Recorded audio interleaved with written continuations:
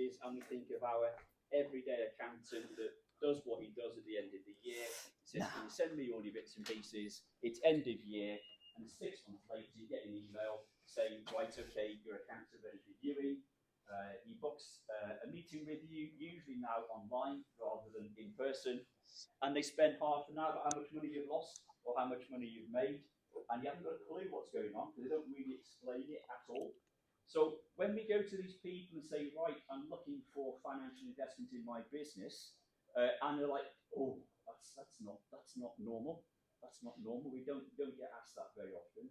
So when we're thinking about investment coming into the business, yes, have a conversation with your accountant because some are well up to speed with investment, others aren't so much. So it depends on the relationship you've got and how that works for you. But in terms of when you're building a business model for investment, it's a completely different story. It's about forecasts, financial forecasts, cash flow.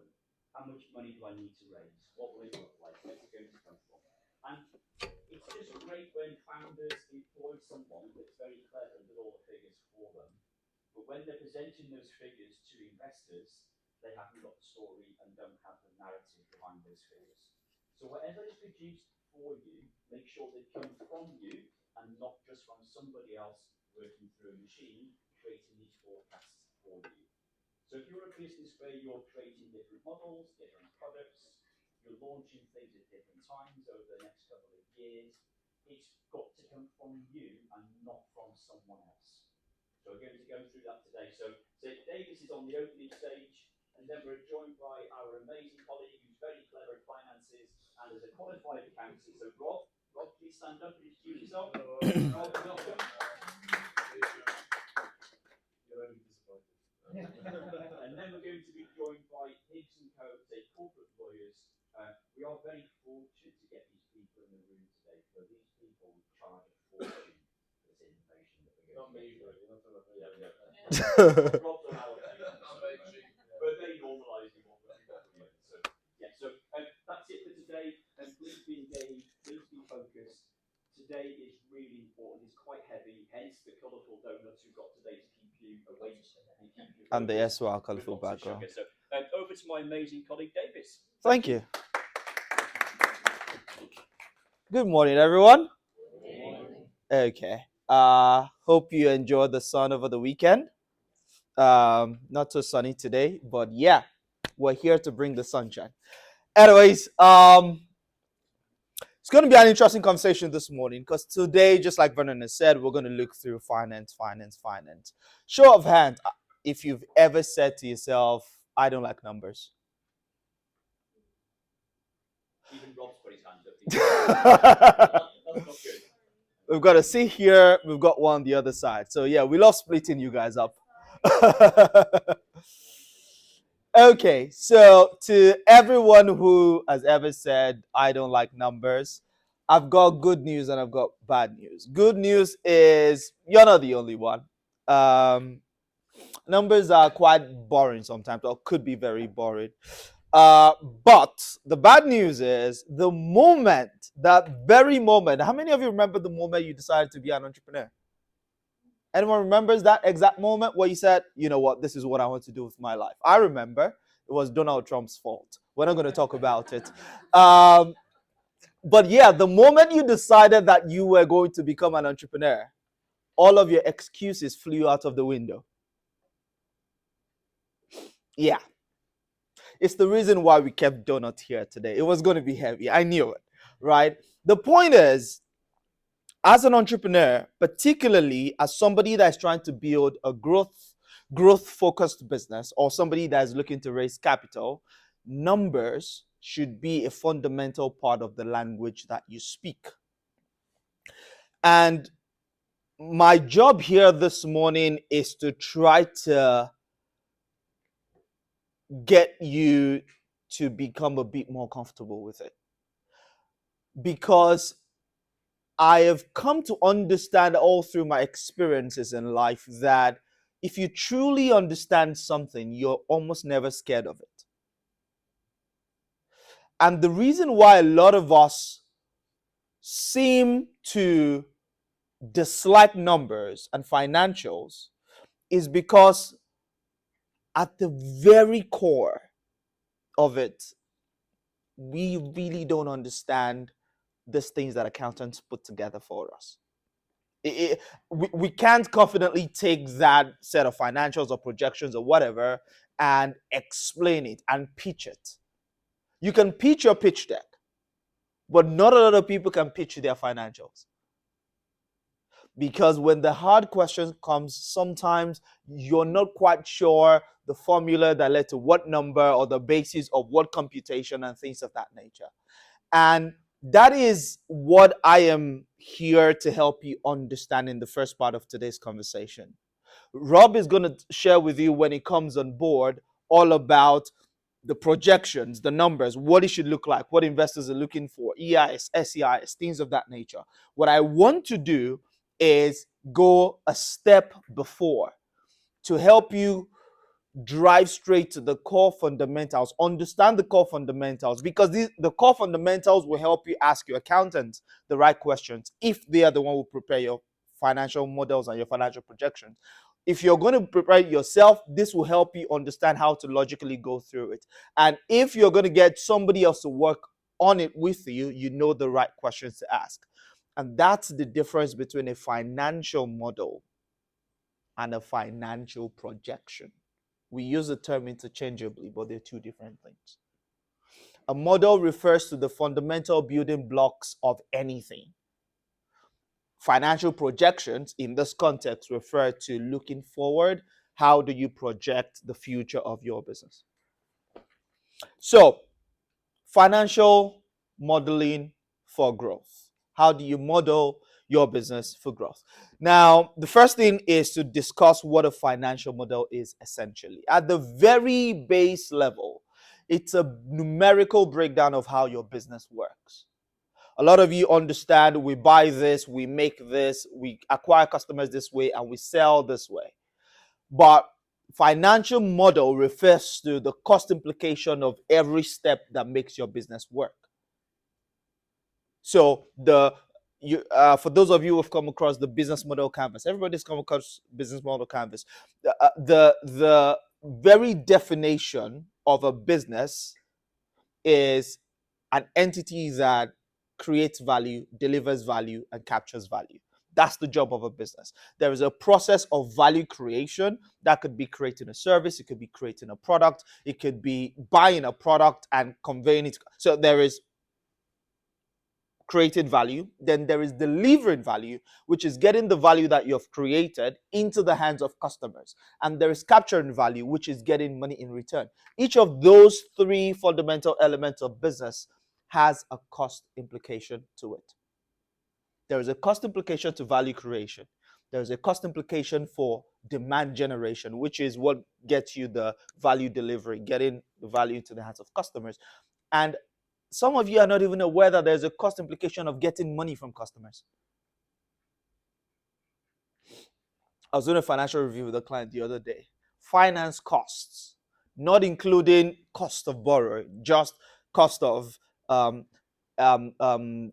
Shopify and Etsy and eBay and all those things amounted to 5.6% of total expenses. And a lot of people are just not even aware that this little 0.01% of sales, 0.25% of sales here and there amount to a lot. There's a cost to creating value, there's a cost to delivering value, there's a cost to capturing value. Cost is measured in numbers. And so the financial implication of all of those three elements of business is what a financial model refers to. It's a numerical breakdown. Now, the second fundamental bit around the financial model is it is a methodical way of demonstrating long-term viability. When you get to that point where you're looking to grow or you're looking to raise investment, one of the questions you need to answer as a business is, how viable are we? Viability essentially means, are we going to make money? That's all that means, right? Just fancy term. Are we going to make money as a business if we implement this next step that we want to implement? I was having a conversation with a client yesterday. the conversation got started on the premise that the client said we wanted to expand our own product range. So they're a service company, but they sell products as well. The current products that they sell, they are white labeled products. So somebody else makes it and then they just put their branding on it and they sell it. And when we got into the initial conversation that led to the meeting, what the entrepreneur said to me is, we're struggling as a business. One of the things that we think we can do is actually to expand the amount of products that we sell and actually manufacture the products ourselves because we're paying too much to suppliers. I said, wait a minute, that's great, but let's get into the details. So we had a meeting yesterday. And in the meeting, having looked at all the different moving parts of the business, we figured out that their primary problem was not even products. Their primary problem was operational efficiency. They were bringing in money, but they were not keeping any of the money. You know, it's not the money that you make that grows a business. It's the money that you keep. It's not what comes in, it's what stays in. They had a lot coming in and they had a lot going out. And a lot of that was literally because they had not streamlined operations internally. And the entrepreneur was frustrated, our partner was burnt out, and they just felt, okay, we need to make money. And I said to them, if the solution to your problem is make more product, what you're going to have happen is you're going to probably increase revenue, say 10%, after all has been executed. Maybe you increase revenue by 10%, but you're going to increase stress and operational burden on this business by at least 25 to 35%.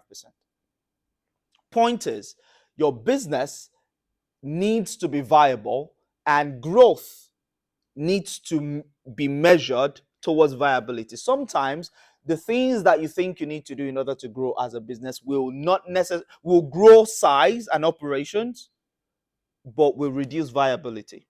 So one of the things that a financial model does is it simply calculates at the base level how viable will this business be moving forward. It's the reason why we do projections, because what we're saying is we've got a vision for growth. We're going to execute that vision. If we execute that vision successfully, this is what income is going to look like 1 year from now. This is what income is going to look like 2 years from now. And this is what income will look like 3 years from now. That is what a projection is. So you're trying to see into the future how viable the company is going to be when you execute the growth ideas that you have in your head. The third thing that typifies a financial model is it's a very good tool for financial analysis and experimentation, scenario analysis.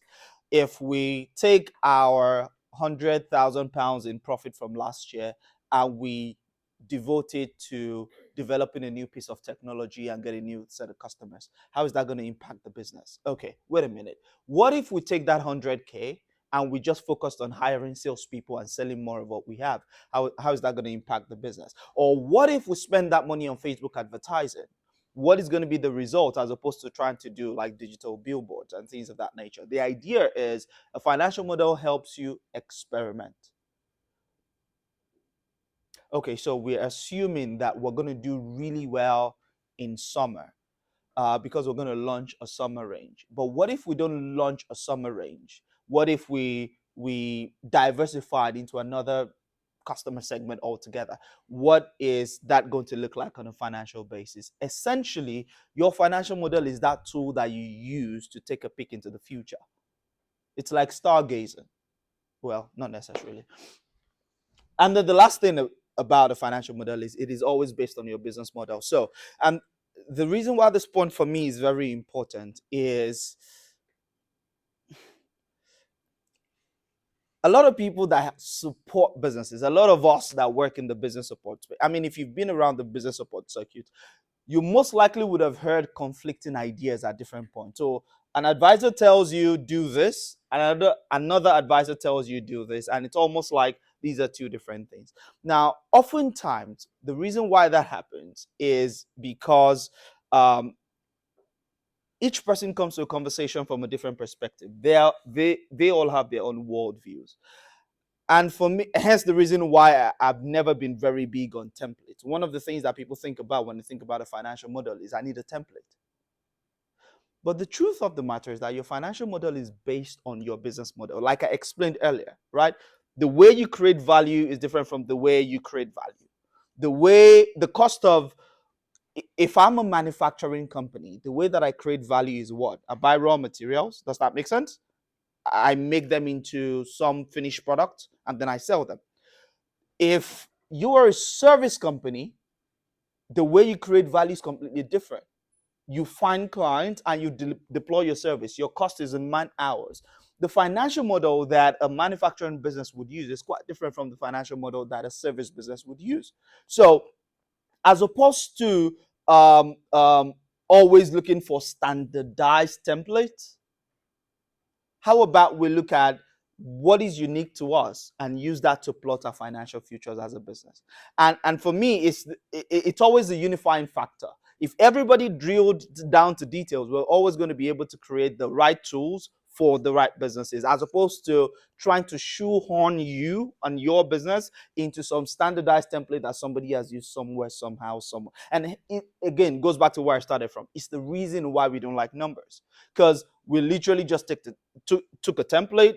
You thought this looks nice. We're gonna just squeeze the business in there. Taking a size 10 business and put it into a size 6 template doesn't work, right? So that's what a financial model is. Now, particularly when it comes to fundraising. So this is very important for me. I want to make sure that for those of you that are going to raise capital, your financials get respect. We have a lot of financials that don't get respect. They don't get love. They get thrown out. And the reason why that happens is when you try to paint a financial picture for your business using run-of-the-mill ideas. So we are going to, these are our costs, so we know our costs, and we're just going to randomly assume that we're going to grow 5% month on month over the next 36 months, and that's going to give us these big numbers, and then our projections are going to do this. How many of you know what I'm talking about? If you do that, it always gets thrown out, because the fundamental question that we all don't always seem to ask is, what comes first? Do you make money, then spend it? Or do you spend money and make it? Anybody got an answer for me? I mean, you're business people. Yep. So that's your experience. So show of hands. If your experience is I spend, then I make, show of hands. Majority of the room. Is if your experience is I make and I spend, show of hands.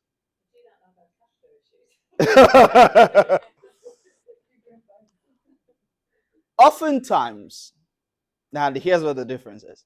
If you are an I make money and I spend it business, I can guarantee you 100% you're not a growth driven business. You are constantly reacting to the whims of whatever comes. Anybody want to challenge me on that? The truth of the matter is, growing businesses are spend to make, because in business, you must first generate demand before you can generate revenue. Does this make sense? Yes. I'll say this again because this is critical. You must first generate demand before you generate revenue. And so when you're putting a financial model together, what is critical? What makes any investor say this is a realistic model is that your model is driver based. You need to look at what are the core drivers of this business. What are the things that would make this business grow? So what are the things that are driving revenue? What are the things that are driving growth? As close to practicality as you can. If you understand what your drivers are as a business, then you can model growth defensively. You can say to you can model growth in a way where you can pitch your financials and say, these are growth drivers. We know them really clearly. We've researched them. We've made assumptions. We've validated them. This is how we will grow, and we know it for certain because we've got data to prove it. All right. So, hence the reason why for me, if you build a driver-based model, then you've built a very good model.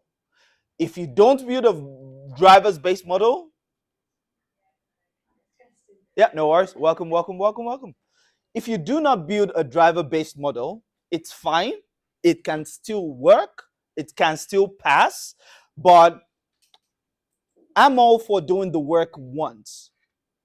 So I want a financial model that is not just a tool to convince investors. I want a financial model that is also a tool to manage my business for growth, right? And if you focused on driver-based model, you would achieve both. An investor will see value in what you're putting forward to them, and it would be a tool for you to effectively measure growth. So what exactly are those drivers that we're referring to? So there are 4 primary drivers that drive your revenue. Remember what I said earlier. You first generate demand before you generate revenue. So what are the 4 drivers? The first driver is price. The second one is customer acquisition. The third one are your volume drivers. And then the fourth one are your retention drivers. Price is the first driver. Then you have your customer acquisition drivers. Then you've got your your volume drivers, and then you've got your retention drivers. This would differ from business to business. So let's talk about them one after the other. Price. It's one of those things that I'm not going to spend a lot of time on this. How many of us, if you're in business, you have a price for your product? That I know. How many of you feel like we should charge more than we're charging right now? Okay, great. Interesting. Anyways, I'm just going to leave you a few thoughts on price by explaining what I have on the screen, this pricing meter. So when you think about pricing, this ball here, this is your cost, this one here. So this is what it costs you to make. So between 0 and this point, assume that this is what it costs you to make your product. Oftentimes, what a lot of us do by default is that we get to this point, assume that this point is £1,000. We just then add a markup, so, make £500 additional. So I sell it for 1,500. However, when it comes to pricing, and you can go do more research on this, one of the fundamental things you need to understand is the price is a perception in the mind of the customers as to how they perceive the value of the product. A customer is not looking for the cheapest product. A customer is looking for the best deal.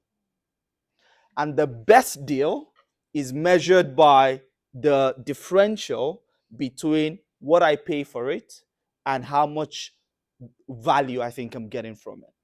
If you're able to push the value perception of your business to this point, so cost is here, the top level here is the value perception. So that is how valuable your customers perceive your product to be. If your value perception can be pushed up to this top, from here to here is your price potential. You could put your price anywhere here, and your job would be to try to push this price lever as close to the value perception as possible, but never on the same spot. You want to put it just somewhere around here at most, somewhere under the value perception, so much so that the customer feels this service is worth £3,000 to me, but I'm only paying £2,000 for it. What a steal. Whatever it is that you can do to push value up, whether it is, campaigns, branding, whatever it is, that's not the core of today's conversation. But whatever it is that you can do to push value up is important, because that gives you room to play with price. A lot of us think, okay, I'm charging this, my competition charges that, I can't do much more. That's commodity thinking. value perception, pushing up the value perception of your product means that you're trying to move your product out of the commodity box. Some of us, it's going to be very easy for us to do this. Some of us were in industries where this is not going to be easy to do. Some are in pure commodity. Have you got a question?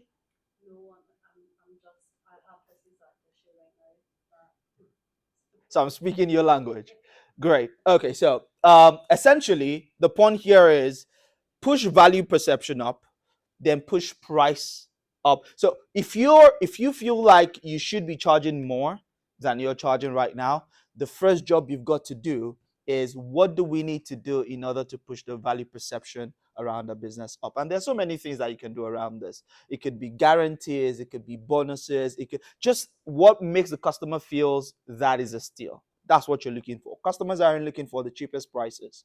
They're looking for the best deal. Otherwise, you'll go buy the $2 shirt or the £2 shirt. But you don't. You buy the 48-pound one. Anyways, that's pricing. I'll leave that to you. The bulk of the time I want to spend on customer acquisition as a driver, because this is where the cookie crumbles. If you take 100 businesses that has failed, I'm not exact on this because I don't have the data, but I can guarantee you approximately 85% of them failed because they did not figure out how to acquire customers profitably.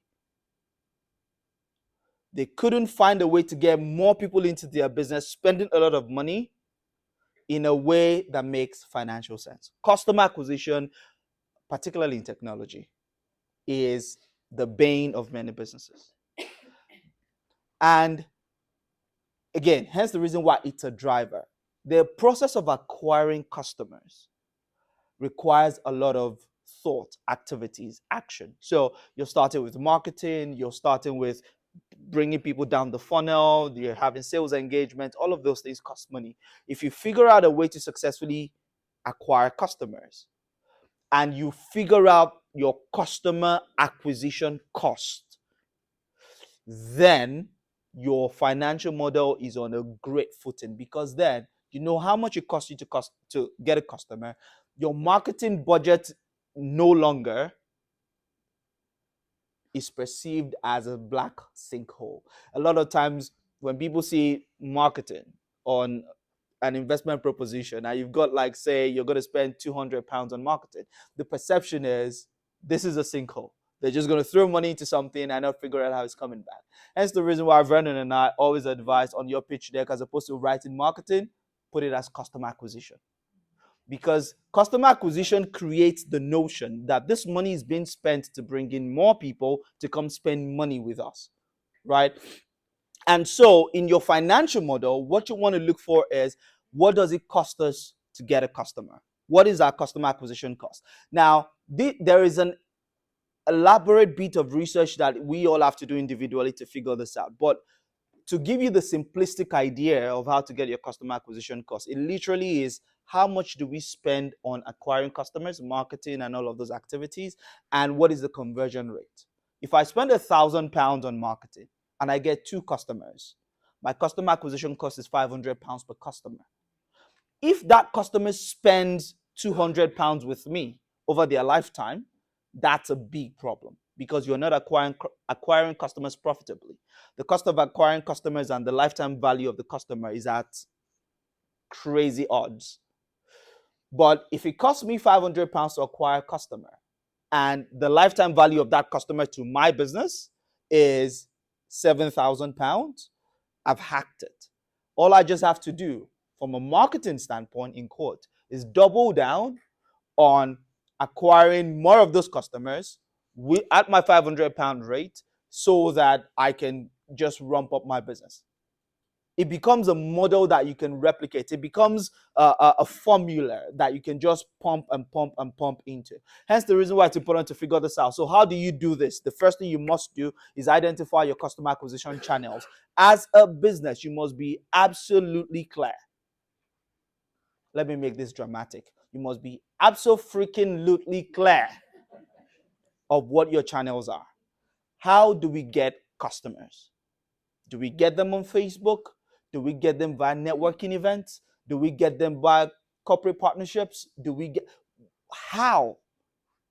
you need to have at least one or two very clear customer acquisition channels. Once you're clear on your channels, then you figure out the cost of those channels. What is the budget that we spend on that channel? So for example, if your customer acquisition channel is your social media activity, there are businesses like that in the room. Anybody like that in the room?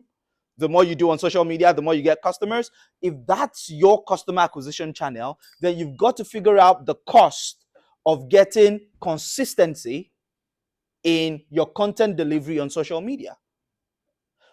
You then measure that against how many people are converting to clients on a monthly basis. So if it's costing me £3,000 a month to hire somebody to do social media consistently for our business, how many customers are we getting from that? So now you know the social media is your channel. The second is, what's the budget? £3,000. Fantastic. The third thing then is, what is the conversion rate? You see, with conversion rate, you first must research, then assume, then validate, because the next thing is validate. But let me explain a bit what I mean by that.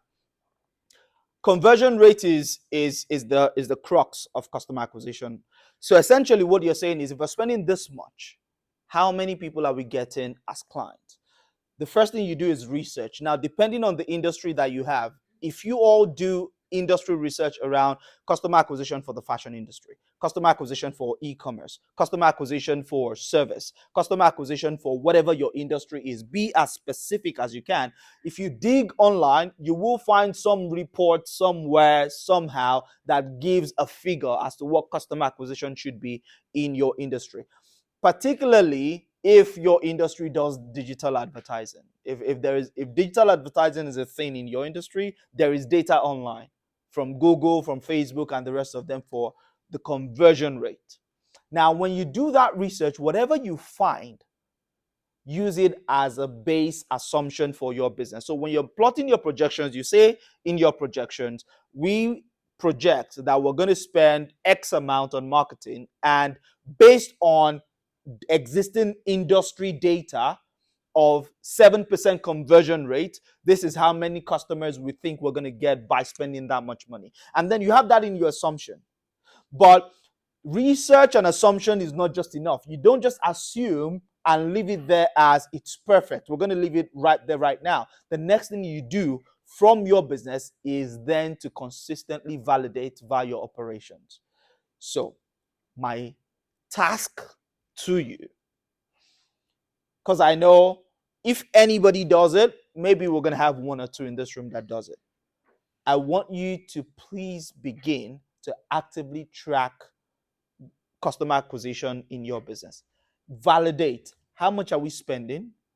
How many customers are coming through? It must be a monthly obsession for you from now on, at least over the next 6 months. Why? Because you need to collect practical data from your business. Industry can say it is 7%, but for your business, it might be 3, or it might be 12, or it might be 21.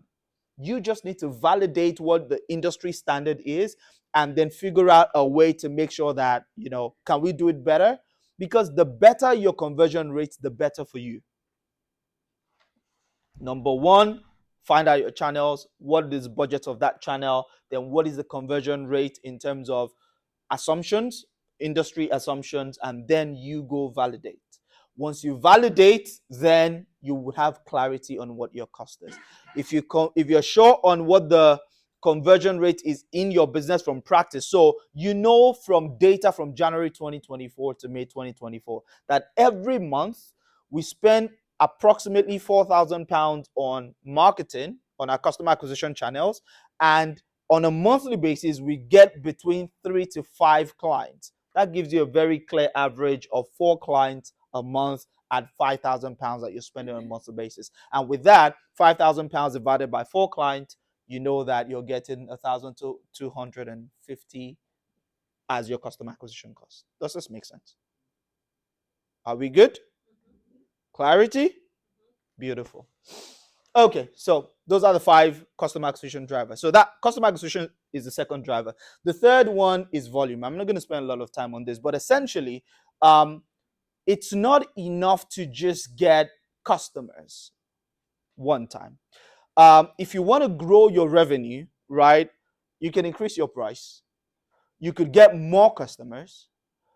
But something that a lot of people don't pay attention to is you could get those existing customers to buy more, meaning you're increasing the order size, or you could get existing customers to buy more often, meaning you're increasing the frequency. So with volume drivers, what you're thinking of is, what do I need to do as a business to get my existing customers to buy more? Or what do I need to do as a business to get my existing customers to buy more frequently? Getting more customers is not always a solution to growth. Getting existing customers to buy more or to buy more frequently is a solution to growth, to revenue growth. So the question is, think of this for your business. Now, the beauty of this conversation that we're having this morning is that there's so many tools for so many of us. Every single tool might not work for you. For your business, it might be customer acquisition that is the way to growth. For your business, it might be, increasing volume, whether by retention or by frequency. That will be the way to growth. So figure this out for your business. I put a couple of examples here. If you're a brewery, for example, you make beer. The more outlets that sell your drink, the better for you. Right? So you know that, okay, for us, volume driver is increasing our distribution channels. Nespresso is a very interesting one. The more people that buy machines, the more Nespressos that get sold. Figure this out, because it's another very important part of your customer acquisition, of your, shoot. No worries.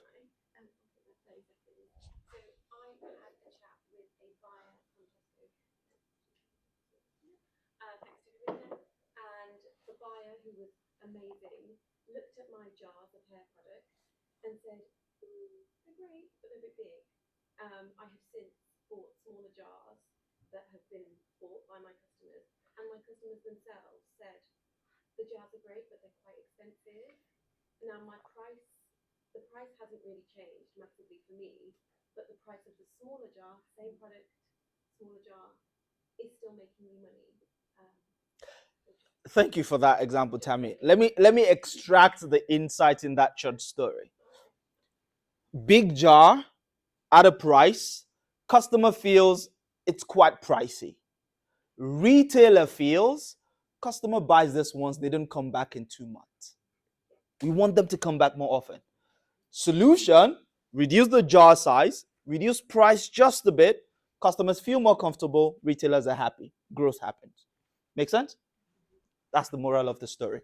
The last driver is retention. Retention as a driver. So that should be retention driver, not retention churn. Sorry, that's what happens when you create your slides in haste. The whole point of this idea as a driver is, how do we make sure that those customers that we've acquired stay with us for as long as possible? First driver is, how much do they pay? Second driver is, how much customers can we get? Third driver is, how can we get those customers to buy more or buy more frequently? Fourth driver is, how can we keep them for longer? Guys, if you obsess over these 4 drivers and you figure them out, even if you figure out 2 of the 4, right? Not only is your financials going to be very practical and look good to an investor, for me, more importantly, you will hack growth. Is there anybody in here who doesn't want to grow their business? Everybody wants to grow their business, correct? Hacking growth is hacking customer acquisition, is hacking retention, is hacking volume growth. Make sense? So that's what we've got to do. Now, yes, sir. The only thing, I know you put those together a little bit of a range. The only thing I would personally add is, I think price should be at the end of this. Price should be the end. Not at the beginning. Oh, actually, this is not a particular order. Yeah. So price could be at any point. You've got to work out all of those before you put price. Yeah. Absolutely. Yeah. Totally agree with you. Again, they are not in any particular chronological order. They're just 4 drivers you've got to figure out. Price really should be at the end. Yeah. Because you've got all of those costs of acquisition, you've got all of those costs of retention, attention. Exactly. You got to think through all of that. Into our head. Absolutely. Yeah. Absolutely. I totally agree with that. Now, when you get all of that and you want to plot your projections, this is the basis of forecast. It's past data, it's current state of the business, it's future trends. Again, as you can see, I'm not getting into numbers with you. What I'm getting into are the principles and the fundamental tools that make the numbers happen. So when you're plotting your projections, the first things to look at is what have we done historically? What are historical costs? And then where are we currently as a business? What are the things that we need? And where do we need to get to? And what are the trends that are driving things in our business? So when you think about those and you then want to put the numbers down, I'll leave Rob to talk about the numbers. But I have found that the best thing to do is to work from the known into the unknown. Put the certain and assured ones first, and then work into the ones that are just coming in as a reality. So when you're plotting your projections, I advise, right? First of all, put your operational expenses first. Why? Because you know them. You know how much you pay in rent. You know how much you pay in salaries. You know how much you pay for telephone and your internet. You know how much you pay for these things. So these things are standard. They're most likely not going to change, because even if they change, it's literally by margins, right? So plot the operational expenses first. The second thing you then plot are your sunk cost or the investments that you need to make as part of your growth. So if you know that in this growth plan that you're putting together, on this investment proposition you're putting together, you need to acquire some assets, put in the cost of those assets, because those are easily determinable as well. You can literally go get quotes from your suppliers to figure out what is this going to cost. So you put your operational cost first because you have past data to validate that. Then you go get quotes from suppliers for any asset you might need to get, or any sunk cost you might need to invest in the business, or investment or developments that you may have to make, because that quote represent the current state of things. So if you're going to purchase certain things in the market, that's what it's going to cost you to get currently. So plot that second. Then the third thing you then plot is your customer acquisition. If you put first the expenses, and then you put second the cost of getting the growth that you're looking for in terms of assets and development and things of that nature, then you plot the cost of acquiring customers that you figured out. Now, when you put that in, then revenue and costs automatically compute themselves, because you know your price, you multiply by the number of customers you get over a certain period, or how many products are sold over a certain period. That's very straightforward to know. So you plot your revenue and direct cost. When you plot your revenue and direct cost, so you see, based on all of this, we're going to make this much money. These are all the costs that we have. You then look at the balances to identify the shortfalls. When you identify the shortfalls in the balances, then you plan your intervention. Your intervention then could be, we need to raise capital. Does this make sense? You don't effectively know how much money you need in your business until you've plotted your projections and you've evaluated where the shortfalls are. Because even if you plot your projections based on this is our growth plan, this is the cost of our growth plan, this is how much money we need to execute that growth. When you execute that growth and you look at your numbers, there could still be shortfalls in your cash flows.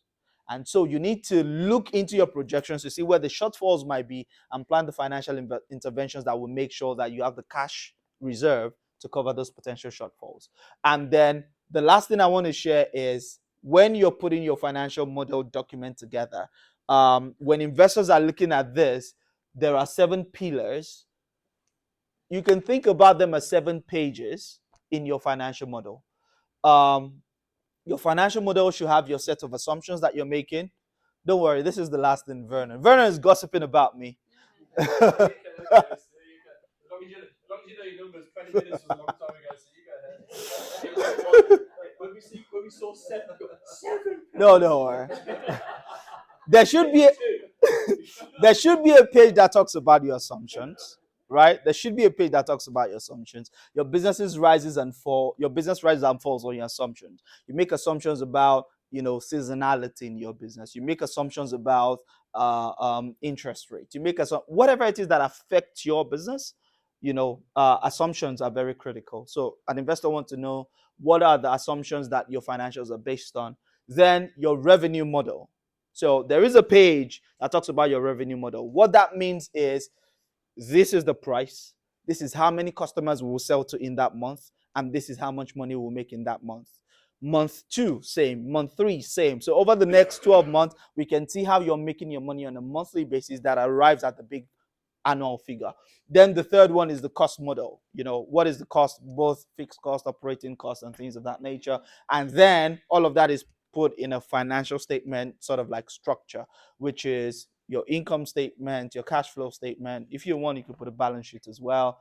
And then metrics and analysis. The point here is on number 5, you should have a page in there that literally shows those drivers that we've talked about.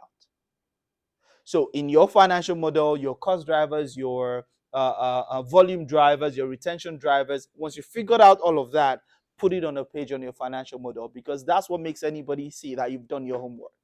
And then 6 is capital application. Essentially, if you're asking for 500,000, how are you going to spend it? Let there be a page that tells us how you're spending the money. And then last but not least, if you want to put a summary is not mandatory. But if you want to put a summary page that has, highlights of everything in there, put in there. That, ladies and gentlemen, is a financial model. Make sense? Awesome. Thank you very much. So up next, The quickest toilet break possible. And straight back in the room, please. We are running behind, but that was absolutely amazing, David. Thank you very much indeed. I need your laptop because this doesn't work for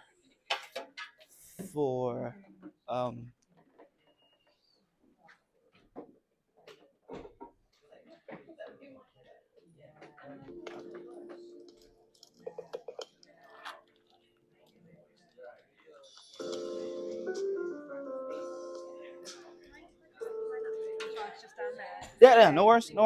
Okay.